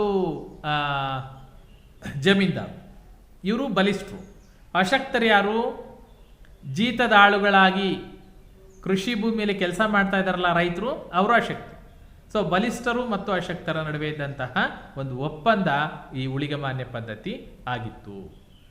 ಸೊ ಇಲ್ಲೇನ್ ಮಾಡ್ತಾ ಇದ್ರು ಒಪ್ಪಂದ ಅಂತಂದ್ರೆ, ನೋಡಿ, ಯಾವ ಬಲಿಷ್ಠನಾದ ವ್ಯಕ್ತಿ ಭೂಮಿಯ ಒಡೆತನವನ್ನ ಹೊಂದಿದ್ದನೋ ಅವನನ್ನ ದಣಿ ಅಂತ ಕರೀತಾರೆ. ಅಂದ್ರೆ ದಣಿಗಳು ಬಲಿಷ್ಠರಾಗಿರ್ತಾ ಇದ್ರು, ಭೂಮಿಯ ಒಡೆತನದ ಹಕ್ಕನ್ನ ಹೊಂದಿರ್ತಾ ಇದ್ರು, ಅವರನ್ನ ದಣಿಗಳು ಅಂತ ಕರೀತಾ ಇದ್ರು. ಭೂಮಿಯನ್ನ ಹಿಡುವಳಿಯಾಗಿ ಪಡೆದಂತಹ ಅಶಕ್ತ ವ್ಯಕ್ತಿಯನ್ನ ಹಿಡುವಳಿದಾರ ಅಂತ ಕರೀತಕ್ಕಂಥದ್ದು ರೂಢಿಯಲ್ಲಿತ್ತು. ನಿಮಗೆ 2 ಬಹುಆಯ್ಕೆ ಪ್ರಶ್ನೆಗಳನ್ನ ಕೇಳ್ಬೋದು. ದಣಿ ಅಂದ್ರೆ ಯಾರು, ಹಿಡುವಳಿದಾರ ಅಂದ್ರೆ ಯಾರು, ಅಥವಾ ಭೂಮಿಯನ್ನ ಹಿಡುವಳಿಯಾಗಿ ಪಡೆದಂತಹ ವ್ಯಕ್ತಿಯನ್ನ ಡ್ಯಾಶ್ ಎಂದು ಕರೆಯುತ್ತಾರೆ, ಹಿಡುವಳಿದಾರ ಅಲ್ವಾ. ಭೂಮಿಯ ಒಡೆತನದ ಹಕ್ಕನ್ನ ಹೊಂದಿರುವವರಿಗೆ ಏನಂತ ಕರೀತಾರೆ, ದಣಿ ಅಂತ ಕರೀತಾರೆ. ಸೊ ಇಲ್ಲೇನಾಗುತ್ತೆ, ದಣಿಗಳು ಒಡೆತನದ ಹಕ್ಕನ್ನ ಹೊಂದಿರ್ತಾರೆ, ಅವರು ಪ್ರಬಲರಾಗಿರ್ತಾರೆ, ಬಲಿಷ್ಠನಾದಂತಹ ವ್ಯಕ್ತಿಯಾಗಿರ್ತಾನೆ. ರೈತರು ಅಶಕ್ತರಾಗಿರ್ತಾರೆ, ಅವ್ರೇನ್ ಮಾಡ್ತಾ ಇದ್ರು, ಭೂಮಿಯನ್ನ ಹಿಡುವಳಿಯನ್ನಾಗಿ ಪಡ್ಕೊಂಡು ಅದರಲ್ಲಿ ಕೆಲಸ ಮಾಡ್ತಕ್ಕಂಥ ವ್ಯವಸ್ಥೆ ಜಾರಿಯಲ್ಲಿತ್ತು. ಸೊ ಬಲಿಷ್ಠನಾದ ದಣಿ ಅಶಕ್ತನನ್ನ ರಕ್ಷಿಸುವ ಹೊಂದಿದ್ರ ಜೊತೆಗೆ ಹಿಡುವಳಿದಾರರಿಂದ ನಿರ್ದಿಷ್ಟವಾದ ಸೇವೆಗಳನ್ನು ಪಡಿತಾ ಇತ್ತು. ಅದಕ್ಕೆ ಹೇಳಿದ್ವಿ, ಕೊಟ್ಟು ತೆಗೆದುಕೊಳ್ತಕ್ಕಂಥ ವ್ಯವಸ್ಥೆ. ಅಂದ್ರೆ ಇಲ್ಲಿ ದಣಿ ಅಶಕ್ತನಾಗಿರ್ತಕ್ಕಂಥ ಹಿಡುವಳಿದಾರನಿಗೆ ರಕ್ಷಿಸುವ ಹೊಣೆಯನ್ನ ಹೊಂದಿದ್ದ. ಅದಕ್ಕೆ ಪ್ರತಿಯಾಗಿ ಹಿಡುವಳಿದಾರ ದಣಿಯ ಭೂಮಿಯಲ್ಲಿ ದುಡಿಮೆ ಮಾಡೋದ್ರ ಮೂಲಕ ಅವನಿಗೆ ನಿರ್ದಿಷ್ಟ ಸೇವೆಗಳನ್ನು ಸಲ್ಲಿಸಬೇಕಾಗಿರ್ತಾ ಇತ್ತು. ಸೊ ಈ ವ್ಯವಸ್ಥೆನ ನಾವು ಊಳಿಗಮಾನ್ಯ ವ್ಯವಸ್ಥೆ ಅಂತ ಕರಿತೀವಿ. ಸೊ ಊಳಿಗಮಾನ್ಯ ವ್ಯವಸ್ಥೆ ಪರಸ್ಪರ ಕೊಟ್ಟು ತೆಗೆದುಕೊಳ್ಳುವ ವ್ಯವಸ್ಥೆ. ಕೊಟ್ಟು ತೆಗೆದುಕೊಳ್ಳುವುದು ಅಂದ್ರೆ ದಣಿ ರಕ್ಷಣೆ ಕೊಡೋದು, ಅದಕ್ಕೆ ಪ್ರತಿಯಾಗಿ ರೈತರು ಅವನ ಭೂಮಿಯಲ್ಲಿ ಕೆಲಸ ಮಾಡೋದು, ಕೊಟ್ಟು ತೆಗೆದುಕೊಳ್ಳತಕ್ಕಂಥ ವ್ಯವಸ್ಥೆ ಆಗಿತ್ತು. ಸೊ ಮಧ್ಯಯುಗದಲ್ಲಿ ಯುರೋಪಿನ ಎಲ್ಲ ವರ್ಗಗಳಲ್ಲಿ ಸಂಘ ಸಂಸ್ಥೆಗಳಲ್ಲಿ ಈ ವ್ಯವಸ್ಥೆ ಪದಾರ್ಪಣೆ ಆಗುತ್ತೆ. ಆದರೆ ಇದೇನು ಅಂತ ಹೇಳಿದ್ರೆ, ವಿಪರ್ಯಾಸ ಅಂತ ಹೇಳಿದ್ರೆ, ಈ ವ್ಯವಸ್ಥೆ ಸ್ವರೂಪ ಮತ್ತು ಪ್ರಕಾರ ಒಂದೇ ರೀತಿಯಾಗಿರ್ಲಿಲ್ಲ, ಬದಲಾಗ್ತಾ ಹೋಯ್ತು. ಸೊ ನೀವು ನೋಡ್ತಾ ಇರೋದು ಬ್ಲೂ ಕಲರ್ ಇದೆಯಲ್ಲ, ಅದು ಯುರೋಪ್ ಖಂಡ. ರೈಟ್, ಯುರೋಪ್ ಖಂಡದ ಚಿತ್ರಣವನ್ನ ನೀವು ನೋಡ್ತಾ ಇದ್ದೀರಾ. ಇನ್ನ ಉಂಬಳಿ ಭೂಮಿ ಅಂತ ಬರುತ್ತೆ ನೋಡಿ. ಯುರೋಪಿನ ಊಳಿಗಮಾನ್ಯ ವ್ಯವಸ್ಥೆಯ ಆರಂಭಿಕ ಶತಮಾನಗಳಲ್ಲಿ, ಅಂದ್ರೆ ಯಾವಾಗ ಊಳಿಗಮಾನ್ಯ ಪದ್ಧತಿ ಅಸ್ತಿತ್ವಕ್ಕೆ ಬಂದ ಆರಂಭದಲ್ಲಿ ಹೇಗಿತ್ತು ಅಂತ ನೋಡಿದ್ರೆ, ಭೂ ಮಂಜೂರಾತಿ ಜೀವನ ಪೂರ್ತಿ ಅನುಭವಿಸಬಹುದಾದ ಪೂರ್ಣ ಹಕ್ಕುಗಳಿಲ್ಲ ಉಂಬಳಿಯಾಗಿದ್ವು. ಈಗ ನಾನೊಬ್ಬ ರೈತ ಅಂತ ಹೇಳಿದ್ರೆ, ನಾನು ದಣಿಯಿಂದ ಅಥವಾ ದೊರೆಯಿಂದ, ನೊಬೆಲ್ರಿಂದ, ಯಾರಿಂದ ಪಡ್ಕೊಳ್ತಾ ಇರ್ತಿದ್ದೆ. ಸೊ ಭೂಮಿಯನ್ನ ನಾನು ಉಂಬಳಿಯಾಗಿ ಪಡ್ಕೊಂಡ್ರೆ ಅದು ನಾನು ಜೀವನ ಪರ್ಯಂತ ಅದನ್ನ ಅನುಭವಿಸಬಹುದಾಗಿತ್ತು, ಅದರ ಹಕ್ಕು ನನ್ನದೇ ಆಗಿರ್ತಿತ್ತು. ಒಂದು ಬಾರಿ ನಾನು ಭೂಮಿಯನ್ನ ಮಂಜೂರಾತಿ ಪಡ್ಕೊಂಡಿದ್ದೀನಿ ಅಂತ ಹೇಳಿದ್ರೆ ನನ್ನ ಜೀವಿತಾವಧಿಯವರೆಗೆ ನಾನು ಅದನ್ನ ಅನುಭವಿಸ್ತಕ್ಕಂಥ ಸಂಪೂರ್ಣ ಹಕ್ಕನ್ನ ಹೊಂದಿರ್ತಾ ಇದ್ದೆ. ಆದರೆ ಕಾಲ ಕಳೆದಂತೆ ಏನಾಗುತ್ತೆ, ಆರಂಭಿಕ ದಿನಗಳ ನಂತರದಲ್ಲಿ 8ನೇ ಶತಮಾನದ ಉತ್ತರಾರ್ಧದ ಹೊತ್ತಿಗೆ ಏನಾಗುತ್ತೆ, ರಾಜರು ಭೂಮಿಯ ಮಾಲೀಕತ್ವದ ಹಕ್ಕನ್ನು ತಮ್ಮಲ್ಲೇ ಉಳಿಸ್ಕೊಂಡು ಅದನ್ನು ಬಳಸುವ ಹಕ್ಕನ್ನು ಮಾತ್ರ ಸಾಮಂತರು ಅಥವಾ ಉಳಿಗದವರಿಗೆ ನೀಡತಕ್ಕಂಥ ಒಂದು ಪದ್ಧತಿ ಜಾರಿಗೆ ಬಂತು. ಸೊ ಏನಾಗ್ತಾ ಇದೆ, 8ನೇ ಶತಮಾನದ ಪೂರ್ವಾರ್ಧ ಭಾಗದಲ್ಲಿ ಏನಾಗಿತ್ತು, ಉಳಿಗಮಾನ್ಯ ವ್ಯವಸ್ಥೆ ಅಸ್ತಿತ್ವಕ್ಕೆ ಬಂದ ಆರಂಭದಲ್ಲಿ ಒಂದು ಸಾರಿ ಉಂಬಳಿಯಾಗಿ ಭೂಮಿಯನ್ನ ರೈತರಿಗೆ ವಿತರಣೆ ಮಾಡಿದ್ರೆ ಅವರು ಜೀವಿತಾವಧಿಯವರೆಗೆ ಅವರು ಇರುವವರೆಗೂ ಕೂಡ ಅದರ ಹಕ್ಕುದಾರರು ಅವರೇ ಆಗಿದ್ರು, ಅದರ ಫಲಗಳನ್ನು ಅವ್ರು ಪಡ್ಕೊಳ್ತಾ ಇದ್ರು. ಆದರೆ 8ನೇ ಶತಮಾನದ ಉತ್ತರಾರ್ಧ ಭಾಗದಲ್ಲಿ ಏನಾಗುತ್ತೆ ಅಂದರೆ, ರಾಜ ಭೂಮಿಯನ್ನು ವಿತರಣೆ ಮಾಡಬೇಕಾದ್ರೆ ಅದರ ಸಂಪೂರ್ಣ ಹಕ್ಕನ್ನು ಕೊಡ್ತಾ ಇರಲಿಲ್ಲ. ಅಂದರೆ ಜಮೀನು ತನ್ನ ಹೆಸರಿನಲ್ಲೇ ಇರ್ತಾ ಇತ್ತು, ಮಾಲೀಕತ್ವದ ಹಕ್ಕು ರಾಜನಲ್ಲೇ ಇರ್ತಾ ಇತ್ತು. ಬದಲಾಗಿ ಅದನ್ನ ಬಳಸ್ತಕ್ಕಂಥ ಹಕ್ಕನ್ನು ಮಾತ್ರ ಸಾಮಂತರಿಗೆ ಮತ್ತು ರೈತರಿಗೆ ವಿತರಣೆ ಮಾಡ್ತಾ ಹೋದ್ರು ಬಿಟ್ರೆ, ಅಂದ್ರೆ ಅಲ್ಲೇನಾಗುತ್ತೆ, ಆ ಜಮೀನಲ್ಲಿ ಕೆಲಸ ಮಾಡ್ತಕ್ಕಂಥವ್ರಿಗೆ ಅದರ ಯಾವುದೇ ಹಕ್ಕುಗಳಿರಲಿಲ್ಲ. ಬದಲಾಗಿ ಅದರಲ್ಲಿ ದುಡಿಮೆ ಮಾಡ್ತಕ್ಕಂಥವ್ರು ಮಾತ್ರ ಅವರಾಗಿದ್ರು. ಅದನ್ನ ಬಳಸುವ ಹಕ್ಕನ್ನ ಮಾತ್ರ ಪಡ್ಕೊಂಡಿದ್ರು ಬಿಟ್ರೆ ಯಾವುದೇ ಕ್ಷಣದಲ್ಲಿ ಬೇಕಾದ್ರೂ ಯಾವುದೇ ಸಂದರ್ಭದಲ್ಲಿ ಬೇಕಾದ್ರೂ ಆ ದೊರೆ ತನ್ನ ಭೂಮಿಯನ್ನ ವಾಪಸ್ ಪಡೀತಕ್ಕಂಥದಕ್ಕೆ ಅವಕಾಶ ಇರ್ತಾ ಇತ್ತು. ಸೊ ಒಂದಷ್ಟು ಬದಲಾವಣೆಯನ್ನ ಮಾಡ್ತಾ ಹೋಗ್ತಾರೆ. ಇದೇ ರೀತಿ ಚರ್ಚಿನ ಭೂಮಿಯನ್ನು ಕೂಡ ನೀಡಲಾಗುತ್ತೆ. ಇದೇ ಮಾದರಿಯನ್ನ ಸಣ್ಣ ರಾಜರುಗಳು ಕೂಡ ಅನುಸರಿಸಲಿಕ್ಕೆ ಪ್ರಾರಂಭಿಸಿದ್ರು. ಸೊ ದೊಡ್ಡ ಚಕ್ರವರ್ತಿಗಳು ಏನು ಆರಂಭ ಮಾಡಿದ್ರು, ಸೊ ಆ ಥರದ ಪದ್ಧತಿಯನ್ನ ಅಂದರೆ ಭೂಮಿಯ ಹಕ್ಕನ್ನು ತಾವೇ ಇಟ್ಕೊಂಡು ಅದನ್ನು ಬಳಸುವ ಹೊಣೆಗಾರಿಕೆಯನ್ನ ವಿತರಣೆ ಮಾಡ್ತಕ್ಕಂಥ ವ್ಯವಸ್ಥೆನ ಸಣ್ಣ ರಾಜರುಗಳು ಕೂಡ ಅನುಸರಿಸಲಿಕ್ಕೆ ಪ್ರಾರಂಭಿಸ್ತಾರೆ. ಇನ್ನು 9ನೇ ಶತಮಾನದ ನಂತರದಲ್ಲಿ ಉಂಬಳಿಗಳು ವಂಶ ಪಾರಂಪರ್ಯವಾದವು. ಈ ಹಿಂದೆ ಹೇಳಿದ್ದೇನು ಅಂತ ಹೇಳಿದ್ರೆ, ಯಾರಿಗೆ ವಿತರಣೆಯಾಗಿರುತ್ತೋ ಅವರ ಜೀವಿತಾವಧಿಯವರೆಗೆ ಅವರು ಅನುಭವಿಸ್ತಾ ಇದ್ರು. ಅವರ ಮರಣಾನಂತರದಲ್ಲಿ ಮತ್ತೆ ಅವನ ಮಕ್ಕಳಿಗೆ ಆ ಭೂಮಿಯನ್ನ ಮತ್ತೆ ಒಂದ್ಸರಿ ಹಂಚಿಕೆ ಮಾಡಬೇಕಾಗಿರ್ತಿತ್ತು. ಆದ್ರೆ ಇಲ್ಲೇನಾಗುತ್ತೆ, 9ನೇ ಶತಮಾನದ ನಂತರದಲ್ಲಿ ಒಂದು ಸಾರಿ ಉಂಬಳಿ ಭೂಮಿಯನ್ನ ಏನು ಕೊಡ್ತಾರೆ, ಅದು ವಂಶ ಪಾರಂಪರ್ಯ ಆಗುತ್ತೆ. ಹಾಗೆ ಚರ್ಚ್ ಕೂಡ ಬಹುತೇಕ ಉಳಿಗಮಾನ್ಯ ಪದ್ಧತಿಗೆ ಒಳಗಾಯಿತು. ದೇಣಿಗೆ ಅಂದ್ರೆ ಉಂಬಳಿ, ಎರಡು ಪದಗಳನ್ನ ಬಳಸ್ತಾರೆ. ದೇಣಿಗೆ ಅಂದ್ರೂ ಅದೇ, ಉಂಬಳಿ ಅಂದ್ರೆ ದೇಣಿಗೆಗಳ ಮೇಲೆ ಸಾಮಂತರ ಹಕ್ಕುಗಳು ಕ್ರಮೇಣ ಹೆಚ್ಚಾಗ್ತಾ ಹೋದ್ವು. ಇವು ಅನುವಂಶಿಕವಾದವು. ದೊರೆ ಸಾಮಂತರಿಗೆ ಭೂಮಿಯನ್ನ ಕೊಟ್ಟಿರ್ತಿದ್ರ, ಸಾಮಂತರು ತಮ್ಮ ಕೈ ಕೆಳಗಿನ ರೈತರಿಗೆ ಆ ಭೂಮಿಯನ್ನು ಹಂಚಿಕೆ ಮಾಡಿರ್ತಾ ಇದ್ರು. ಸೊ ಈ ಸಾಮಂತರ ಹಕ್ಕುಗಳು ಕ್ರಮೇಣವಾಗಿ ಅನುವಂಶಿಕವಾಗ್ತಾ ಹೋದ್ವು. ಈ ಹಿಂದೆ ರೈತರ ಉಂಬಳಿ ಭೂಮಿಗಳು ಏನು ವಂಶ ಪಾರಂಪರ್ಯವಾಗ್ತಾ ಹೋದ್ವು, ಹಾಗೆ ಸಾಮಂತರಿಗೆ ಒಂದ್ಸರಿ ವಹಿಸ್ಕೊಟ್ಟಂತಹ ಭೂಮಿ ಅವರ ನಂತರದಲ್ಲಿ ಯಾರು ಅಧಿಕಾರಕ್ಕೆ ಬರ್ತಾರೋ ಅವನಿಗೆ ತನ್ನ ಹಿಂದಿನ ಸಾಮಂತ ದೊರೆ ಏನಿರ್ತಾ ಇದ್ದ ಅವನ ಉಂಬಳಿ ಭೂಮಿ, ಅವನ ದೇಣಿಗೆ ಭೂಮಿ ಅವನ ವಶಕ್ಕೆ ಬರ್ತಾ ಹೋಗುತ್ತೆ. ಅಂದ್ರೆ ಅನುವಂಶಿಕವಾಗಿ ಉಂಬಳಿ ಭೂಮಿಗಳನ್ನ ಸಾಮಂತರು ಕೂಡ ಹಕ್ಕುಗಳನ್ನ ಪಡ್ಕೊಳ್ತಾ ಹೋದ್ರು. ಅದ್ರ ಜೊತೆಗೆ ಈ ಉಂಬಳಿ ಭೂಮಿಗಳ ವಿಭಜನೆಯನ್ನು ತಪ್ಪಿಸೋ ಉದ್ದೇಶಕ್ಕಾಗಿ ಏನ್ ಮಾಡ್ತಾರೆ, ಹಿರಿಯ ಮಗನ ಪ್ರಾಧಾನ್ಯತೆ ಜಾರಿಗೆ ಬಂತು. ಅಂದ್ರೆ ಉಂಬಳಿ ಭೂಮಿ, ಈಗ ನನಗೆ ಒಂದು 5 ಎಕರೆ ಉಂಬಳಿ ಭೂಮಿ ಹಂಚಿಕೆ ಆಗಿತ್ತು ಅಂದ್ರೆ ನನಗೆ 3 ಮಕ್ಕಳಿದ್ದಾರೆ ಅಂತಂದ್ರೆ 3ರಲ್ಲೂ ಮತ್ತು ಅದು ಹಂಚಿಕೆ ಆಗದೆ ಉಳ್ಕೊಳ್ಬೇಕು ಅನ್ನೋ ಕಾರಣಕ್ಕಾಗಿ ಏನ್ ಮಾಡ್ತಾ ಹೋಗ್ತಾರೆ, ಹಿರಿಯ ಮಗನಿಗೆ ಪ್ರಾಧಾನ್ಯತೆ ಬರುತ್ತೆ. ಹಿರಿಯ ಮಗನ ಹೊಡೆತನದಲ್ಲಿ ಆ ಉಂಬಳಿ ಭೂಮಿಯನ್ನ ಮುಂದುವರಿಸ್ಕೊಂಡು ಹೋಗ್ಲಾಗುತ್ತೆ. ಇದರಲ್ಲಿ ಸಾಕಷ್ಟು ಬದಲಾವಣೆಗಳಾಗುತ್ತೆ. ಉಂಬಳಿಯಾಗಿ ನನಗೆ ಕೊಟ್ಟ ಭೂಮಿಯನ್ನ ನಾನು ಮತ್ತೊಬ್ಬರಿಗೆ ಪರಭಾರೆ ಮಾಡ್ತಾ ಹೋದ್ರೆ ಅದನ್ನ ಒಳ ಉಂಬಳಿಗಳ ವ್ಯವಸ್ಥೆ ಅಂತ ಕರಿತೀವಿ.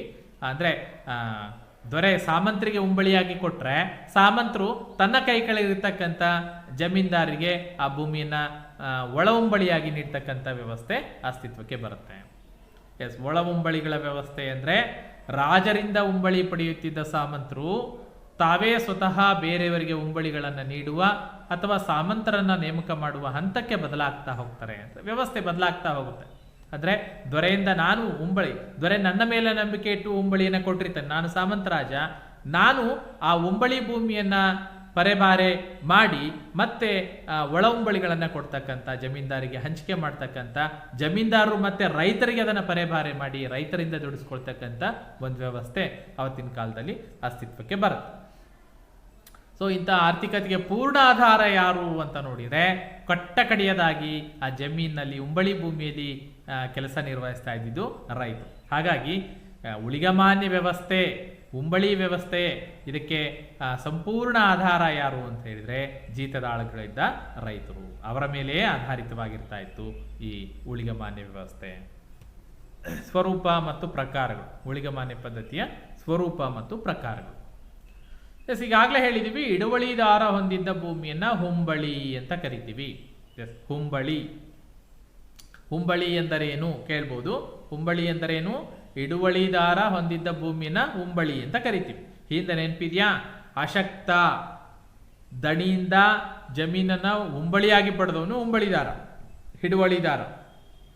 ಬಲಿಷ್ಠನಾದವನು ಭೂಮಿಯ ಒಡೆತನದ ಹಕ್ಕನ್ನು ಪಡ್ಕೊಂಡು ದಣಿ ಅಂತ ಅನಿಸ್ಕೊಂಡ್ರೆ, ಅಶಕ್ತನಾದವನು ಹಿಡುವಳಿದಾರನಾಗಿದ್ದ, ಆ ಹಿಡುವಳಿದಾರ ಹೊಂದಿದ್ದ ಭೂಮಿಯನ್ನ ಉಂಬಳಿ ಅಂತ ಕರಿತೀವಿ.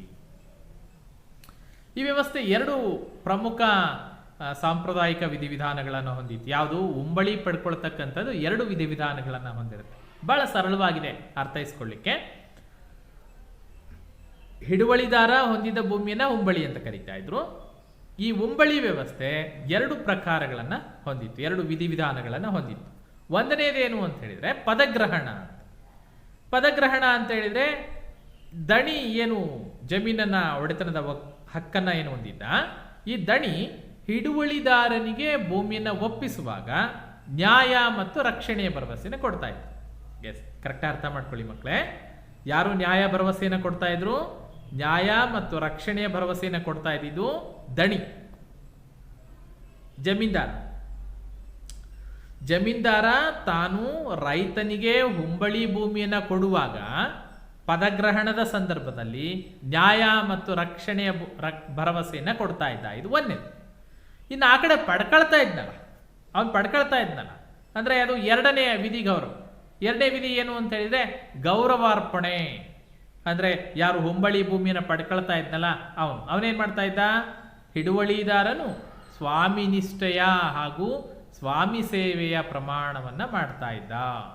ಎಸ್, ತಗೋ, ಇದು ನನ್ನ ಭೂಮಿ, ನಾನು ನಿನಗೆ ಉಂಬಳಿಯಾಗಿ ಕೊಡ್ತಾ ಇದ್ದೀನಿ, ಈ ಭೂಮಿಯಲ್ಲಿ ನೀನು ಕೆಲಸ ಮಾಡು, ದುಡಿಮೆ ಮಾಡು, ಅದಕ್ಕೆ ಪ್ರತಿಯಾಗಿ ನಾನು ನಿನಗೆ ರಕ್ಷಣೆ ಮತ್ತು ನ್ಯಾಯದ ವಚನವನ್ನ ಕೊಡ್ತೀನಿ. ನಿನ್ನ ರಕ್ಷಣೆಯ ಭಾರ, ನ್ಯಾಯಸಮ್ಮತವಾಗಿ ನಡ್ಕೊಳ್ತಕ್ಕಂಥ ಭರವಸೆನ ನಾನು ನಿನಗೆ ಕೊಡ್ತೀನಿ, ನಂದಡಿ. ಅದಕ್ಕೆ ಪ್ರತಿಯಾಗಿ ನೀನೇನ್ ಮಾಡಬೇಕು? ನಿಷ್ಠೆಯಿಂದ ಸ್ವಾಮಿ ನಿಷ್ಠೆ ಮತ್ತು ಸ್ವಾಮಿ ಸೇವೆಯ ಪ್ರಮಾಣವನ್ನ ನೀನ್ ಮಾಡಬೇಕಾಗುತ್ತೆ. ನಿನಗೆ ರಕ್ಷಣೆ ಕೊಡುವ ಭಾರ ನನ್ನದು, ನನಗೆ ನಿಷ್ಠನಾಗಿದ್ದುಕೊಂಡು ಕೆಲಸ ಮಾಡುವ ಹೊಣೆ ನಿನ್ನದು. ಸೊ ಈ ರೀತಿಯ ಎರಡು ವಿಧಿವಿಧಾನಗಳನ್ನ ಉಳಿಗಮಾನ್ಯ ವ್ಯವಸ್ಥೆ ಹೊಂದಿತ್ತು. ಈ ದಣಿ ಅಂತ ಹೇಳ್ತಾ ಇದೀವಿ ಆಗ್ಲೆಯಿಂದ. ಯಾರಿದು ದಣಿ ಅಂತ ನೋಡಿದ್ರೆ, ದಣಿ ವರ್ಗದಲ್ಲಿ ಅನೇಕ ದರ್ಜೆಗಳಿದೆ. ಯಾವ್ಯಾವು ಅಂತ ಹೇಳಿದ್ರೆ ನೋಡಿ, ಅದರಲ್ಲಿ ಪ್ರಮುಖವಾದವು ಡ್ಯೂಕ್ ಅಂತ, ಅರ್ಲ್, ಬ್ಯಾರನ್ಸ್, ನೈಟ್ಸ್. ಒಂದು 4 ಪ್ರಮುಖ ದರ್ಜೆಗಳನ್ನ ಹೇಳ್ತಾ ಹೋಗಿದ್ದಾರೆ, ನೆನ್ಪಿಟ್ಕೊಳ್ಬೇಕು ಮಕ್ಕಳೇ. ದಣಿ ವರ್ಗದಲ್ಲಿ ಡ್ಯೂಕು, ಆರ್ಲ್, ಬ್ಯಾರನ್ಸ್ ಮತ್ತು ನೈಟ್ಸ್ ಪ್ರಮುಖವಾಗಿ ಬರ್ತಕ್ಕಂಥದ್ದು. ಇವ್ರೇನ್ ಮಾಡ್ತಾ ಇದ್ರು ಅಂದ್ರೆ, ಹಿಡುವಳಿದಾರರು ಹೂಳಿಗದ ಸಹಾಯದಿಂದ ಕೃಷಿಯನ್ನ ನಡೆಸ್ತಾ ಇದ್ರು. ಹಿಡುವಳಿದಾರರು ಅಂದ್ರೆ ಇಲ್ಲಿ ಜಮೀನ್ದಾರು, ಅದೇ ದಣಿಗಳು ಅಂತ ಏನ್ ಕರಿತೀವಿ. ಎಸ್, ಇವ್ರೇನ್ ಮಾಡ್ತಾ ಇದ್ರು? ಊಳಿಗದವರು ಅಂದ್ರೆ ಹೇಳ್ತೀನಲ್ಲ ನಾನು, ಏನು ಜಮೀನಲ್ಲಿ ಜೀತದಾಳುಗಳಾಗಿ ಸೇವೆ ಸಲ್ಲಿಸ್ತಾ ಇದ್ದಂತ ರೈತ ಕಾರ್ಮಿಕರು ಏನಿದ್ದಾರೆ ಅವರು ಊಳಿಗದವರು. ಅವರ ಸಹಾಯದಿಂದ ಕೃಷಿಯನ್ನ ಮಾಡ್ತಾ ಇದ್ರು ಹಿಡುವಳಿದಾರರು. ಈ ಊಳಿಗದವರಿಗೆ ಅವರ ಜೀವನಾಂಶಕ್ಕೆ ಬೇಕಾದಷ್ಟೇ ಭೂಮಿಯನ್ನ ಅವರು ಕೆಲಸ ಮಾಡುತ್ತಿದ್ದಷ್ಟು ಕಾಲ ನೀಡಲಾಗ್ತಾ ಇತ್ತು. ಇದು ಬಹಳ ಮುಖ್ಯ ನೋಡಿ, ಹೇಗಿದೆ ಶೋಷಣೆ. ನೀನು ನನ್ನ ಜಮೀನಿನಲ್ಲಿ ಕೆಲಸ ಮಾಡುವಷ್ಟು ದಿನಗಳ ಕಾಲ ನಿನ್ನ ಜೀವನ ನಡೆಸುವುದಕ್ಕಾಗಿ ಒಂದಷ್ಟು ಭೂಮಿಯನ್ನ ಕೊಡ್ತೀನಿ ನಾನು, ನಿನಗೆ ಹಣ ಕೊಡಲ್ಲ. ಜಮೀನಲ್ಲಿ ಕೆಲಸ ಮಾಡಿದ್ದಕ್ಕೆ ಪ್ರತಿಯಾಗಿ ನಿನಗೆ ಹಣ ಕೊಡಲ್ಲ, ಬದಲಾಗಿ ಏನು ಮಾಡ್ತೀನಿ, ಒಂದಷ್ಟು ಭೂಮಿಯನ್ನು ಕೊಡ್ತೀನಿ. ಆ ಭೂಮಿ ಎಷ್ಟಿರುತ್ತೆ, ನಿನ್ನ ಜೀವನ ನಿರ್ವಹಣೆಗೆ ಬೇಕಾಗುವಷ್ಟು ಆದಾಯ ಬರುವ ಭೂಪ್ರದೇಶ ಕೊಡ್ತೀನಿ. ನಿನಗೆ ಕೊಟ್ಟಿರ್ತಕ್ಕಂಥ ಭೂಮಿಯಲ್ಲಿ ನೀನು ದುಡಿಮೆ ಮಾಡ್ಕೊಳ್ಬೇಕು, ರೈಟ್, ಅದರಿಂದ ಆದಾಯ ಪಡ್ಕೊಂಡು ನೀನು ಜೀವನ ಮಾಡ್ಕೊಳ್ಬೇಕು. ಅದ್ರ ಜೊತೆಗೆ ನನ್ನ ಭೂಪ್ರದೇಶ ಏನಿದೆ ಅಂದ್ರೆ ಜಮೀನ್ದಾರನ ದಣಿಯ ಭೂಪ್ರದೇಶ ಏನಿದೆ, ನನ್ನ ಭೂಮಿಯಲ್ಲಿ ನೀನು ಬಿಟ್ಟಿಯಾಗಿ ಕೆಲಸ ಮಾಡಬೇಕು. ನೋಡಿ ಹೇಗಿದೆ, ಜಮೀನ್ದಾರನು ಊಳಿಗದವರಿಗೆ ಜೀವನ ನಿರ್ವಹಣೆಗೆ ಬೇಕಾದಷ್ಟೇ ಭೂಪ್ರದೇಶ ಕೊಡ್ತಾ ಇದ್ದ, ಅವರು ಕೆಲಸ ಮಾಡುವಷ್ಟು ಕಾಲ ಅವರಿಗೆ ನೀಡ್ತಾ ಇದ್ದ. ಅವನು ಕೆಲಸ ಮಾಡ್ತಾ ಇಲ್ಲ ಅಂದಾಗ ಆ ಭೂಮಿನ ಕಿತ್ಕೊಳ್ತಾ ಇದ್ದ, ರೈಟ್. ಅವರಿಗೆ ಯಾವುದೇ ರೀತಿಯ ಹಣದ ರೂಪದಲ್ಲಿ ವೇತನ ಕೊಡ್ತಾ ಇರಲಿಲ್ಲ, ಭೂಪ್ರದೇಶ ಕೊಡ್ತಾ ಇದ್ರು. ಆ ಭೂಮಿಯಲ್ಲಿ ದುಡಿದು ಬಂದ ಆದಾಯದಲ್ಲಿ ಅವನು ಜೀವನ ಮಾಡಬೇಕಾಗಿತ್ತು. ನೆಕ್ಸ್ಟ್ ಬಂದ್ಬಿಟ್ಟು ಊಳಿಗಮಾನ್ಯ ವ್ಯವಸ್ಥೆಯ ಪರಿಣಾಮಗಳನ್ನ ನೋಡೋದಾದ್ರೆ, ಏನು ಪರಿಣಾಮಗಳಾಯ್ತು ಊಳಿಗಮಾನ್ಯ ವ್ಯವಸ್ಥೆಯಿಂದ? ಊಳಿಗಮಾನ್ಯ ವ್ಯವಸ್ಥೆ ಪರಿಣಾಮಗಳು ಅಂತ ಬಂದಾಗ ನೋಡಿ, ಸ್ವತಂತ್ರವಾಗಿದ್ದ ರೈತರು ಊಳಲು ಅಲ್ಪ ಭೂಮಿಯನ್ನ ಹೊಂದಿದ್ರು ಮತ್ತು ವಸ್ತು ರೂಪದಲ್ಲಿ ಬಾಡಿಗೆಯನ್ನ ಕೊಡ್ತಾ ಇದ್ರು.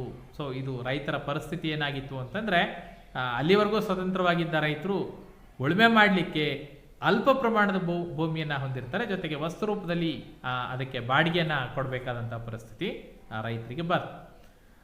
ಉಳಿದವರು ತಮ್ಮ ಜೀವನವನ್ನು ನಡೆಸಲಿಕ್ಕೆ ಸಣ್ಣ ಪ್ರಮಾಣದ ಭೂಮಿಯಲ್ಲಿ ಕೆಲಸ ಮಾಡುತ್ತಲೇ ಜಮೀನ್ದಾರರ ಭೂಮಿಯಲ್ಲಿ ಬಿಟ್ಟಿ ಚಾಕರಿ ಮಾಡಬೇಕಾಗಿತ್ತು. ನಾವಾಗಲೇ ಹೇಳ್ತಾ ಇದ್ವಿ ಅಲ್ವಾ. ಸೊ ಜೀವನ ನಿರ್ವಹಣೆಗೆ ಸಣ್ಣ ಪ್ರಮಾಣದ ಭೂಮಿಯಲ್ಲಿ ನನ್ನ ಕೆಲಸ ಮಾಡ್ಕೊಳ್ಬೇಕು, ನಾನು ದುಡ್ಕೊಂಡು, ನಾನು ಕಾಳು ಬೆಳ್ಕೊಂಡು ನಾನು ಊಟ ಮಾಡಬೇಕಿತ್ತು. ಅದರ ಜೊತೆಗೆ ಜಮೀನ್ದಾರನ ಜಮೀನಲ್ಲಿ ಯಾವಾಗ ಹೇಳ್ತಾನೋ ಅವಾಗ ಬಿಟ್ಟಿಯಾಗಿ ಕೆಲಸ ಮಾಡಬೇಕಾಗಿತ್ತು. ಅದಕ್ಕೆ ಮತ್ತೆ ಜಮೀನ್ದಾರನ ಭೂಮಿಗೆ ಬಂದು ಕೆಲಸ ಮಾಡಿದೀಯಾ ಅಂತ ಅದಕ್ಕೆ ವೇತನ ಕೊಡ್ತಾ ಇರಲಿಲ್ಲ. ಎಸ್, ಈ ಥರ ಪರಿಸ್ಥಿತಿ ಊಳಿಗಮಾನ್ಯ ವ್ಯವಸ್ಥೆಯಲ್ಲಿ ಬರುತ್ತೆ.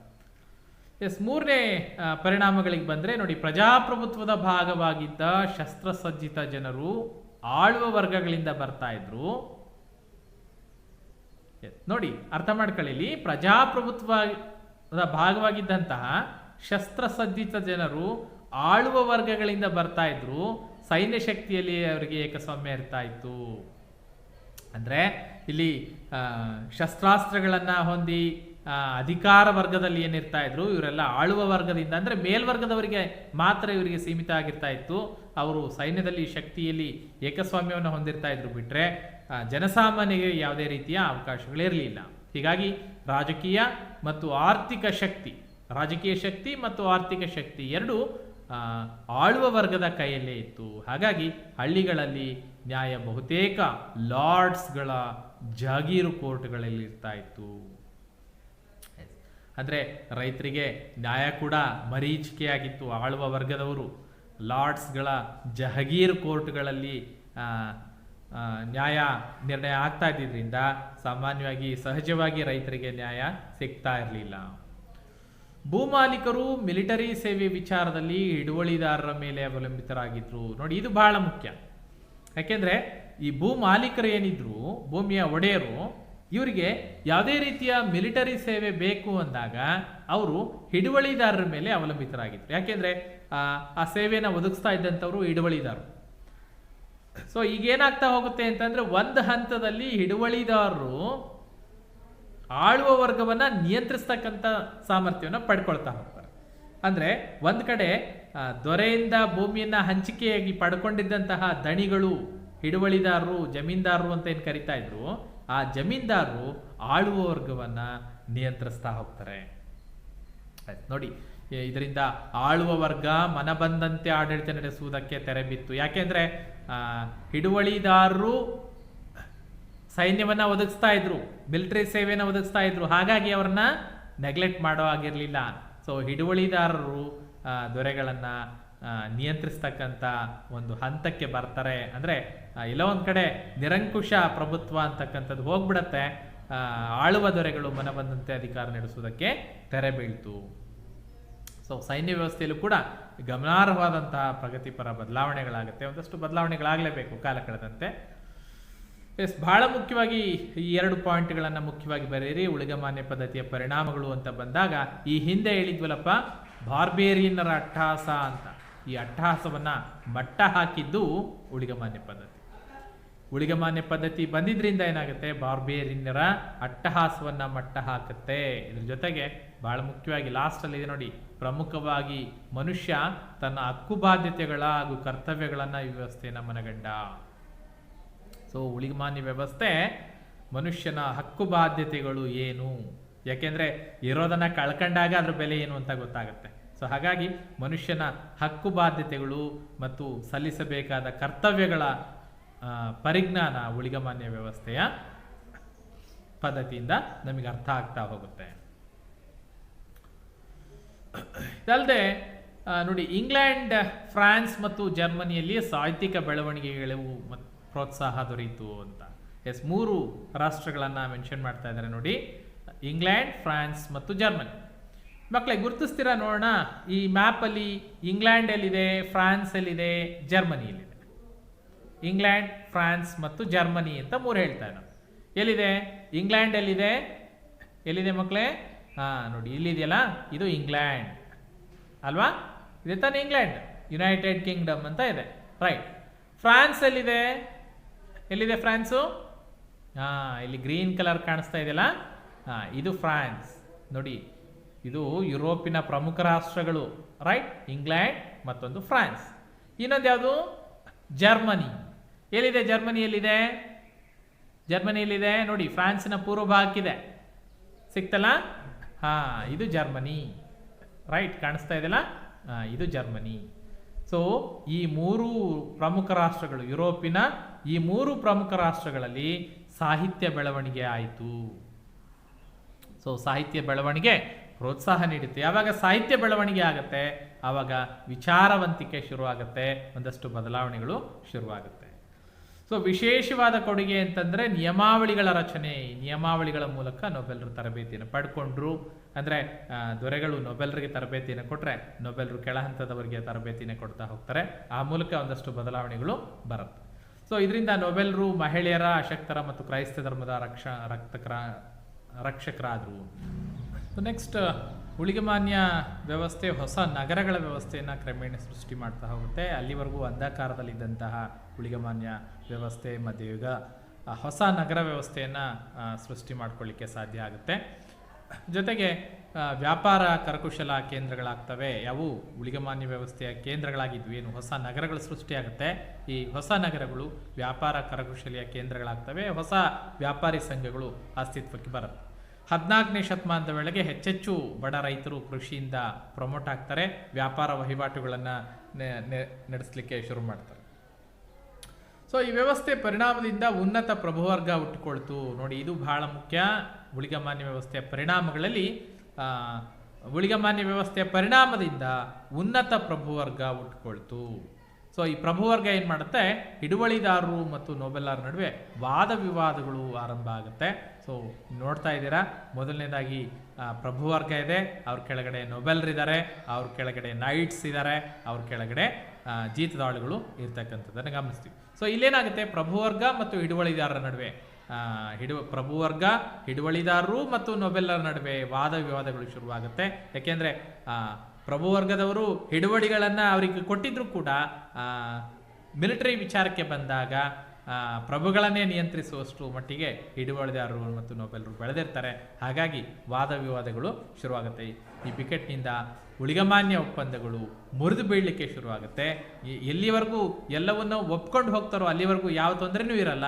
ಯಾವಾಗ ಉಲ್ಟಾ ಆಗುತ್ತೆ ಅಂದರೆ ಯಾವಾಗ ಪ್ರಶ್ನಿಸುವ ಮನೋಭಾವನ ಬೆಳೆಸ್ಕೊಳ್ತಾರೆ, ಆಗ ಊಳಿಗಮಾನ್ಯ ಒಪ್ಪಂದಗಳು ಮುರಿದು ಬೀಳುತ್ತೆ.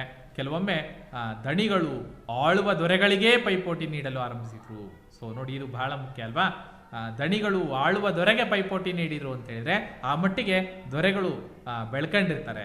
ಹಲವಾರು ರಾಷ್ಟ್ರದ್ರೋಹಿಗಳಾಗುವುದರ ಮೂಲಕ ತಮ್ಮ ಪ್ರಾಂತ್ಯದ ಒಗ್ಗಟ್ಟಿಗೆ ಮುಳುವಾಗ್ತಾ ಹೋಗ್ತಾರೆ.